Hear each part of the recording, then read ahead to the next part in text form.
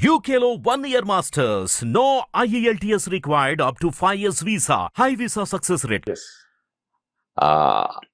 చిన్నప్పుడు ఆయన అన్ని సినిమాలు 'జంజీరు', 'డాన్' ఇవన్నీ చూసి అసలు 'అరే దీవాను ముఝే పెహచానో' అని అవి కూడా పాటలు పాడుతూ డాన్స్ చేసేవాడిని. అలాంటి బచ్చన్ సాబు నాకు మధ్యలో ఒకటేంటంటే, నా రెండో నంది అవార్డు నారాయణమూర్తి గారి దర్శకత్వంలో వచ్చిన 'పూర్ తెలంగాణలో' బచ్చన్ సాబ్ గారి చేతుల మీదుగా నంది అవార్డు అందుకున్నాను. ఓహ్! అది సినిమాకి రెండో నంది. హుహు. మొత్తం 5 నందులు. టీవీకి 2 అండ్ సినిమాకి 3. అందులో ఇది రెండో నంది అవార్డు అనమాట. హ్మ్. కిరణ్ కుమార్ రెడ్డి గారు సీఎంగా ఉన్నప్పుడు సీఎంగా. ఆ టైంలో 2013లో జరిగింది ఆ ఫంక్షన్. హ్మ్. అయితే బచ్చన్ సాబ్‌ని చూసి వెంబడే ఆయన కళ్ళ మీద పడి మోకరిల్లాను. సాష్టాంగ ప్రణామం చేశా. హ్మ్. ఆయన కంగారు పడ్డాడు.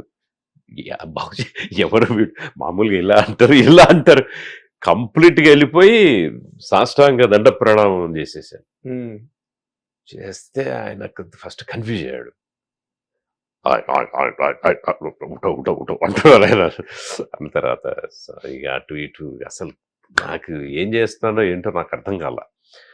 అన్న తర్వాత అన్యాపదేశంగా నా గొంతు నుంచి ఒక మాట వచ్చింది. Sir I'm taking this award by the hands of acting God అన్నారు.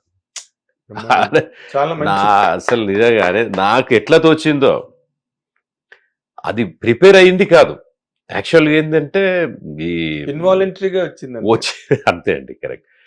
మనకు అవార్డ్స్ కూడా నంది అవార్డ్స్ నాకు అంతకుముందు తీసుకున్న ఎక్స్పీరియన్స్ ఉంది. హ్మ్. సీఎం గారు వీళ్ళందరూ cinematography minister and celebrities, great legendary personalities వచ్చినా కూడా ఆ పైన ఒక 10-20 ముఖ్యమైన అవార్డులు ఇచ్చి వెళ్తారు వాళ్ళు. ఇంకా హ్మ్.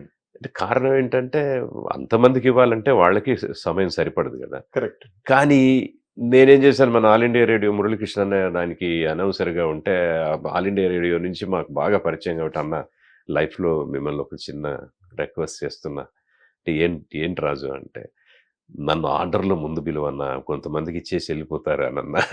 చూస్తే ఎక్కడో 70-75లో ఉంది ప్లే. చాలా ఆఫ్ కోర్స్ 40+లో ఉంది. అయ్యా ఇప్పుడు 10-12 నడుస్తుంది రా అబ్బాయి, ఒకేసారి ఇంత ముందు కంటే కష్టం కదా అన్న. నాకు తెలియదు, నాకు నువ్వు చెయ్యాలంతే, ఆయన చేతుల నుంచి నేను తీసుకోవాలి, అది చిరకాల గుర్తుగా ఉండిపోవాలి నాకు. అంతే కదా. సరికి పిలిచారు పాపం. స్కిప్ చేసి ఆయన టైం ఎక్కువ ఉండదు, తొందరగా వెళ్ళి వచ్చేసాను. హడావిడిగా వెళ్ళిపోయి ఆయనకు నమస్కారం పెట్టేసి తీసుకొని మాట అనేసి ఆనందంగా.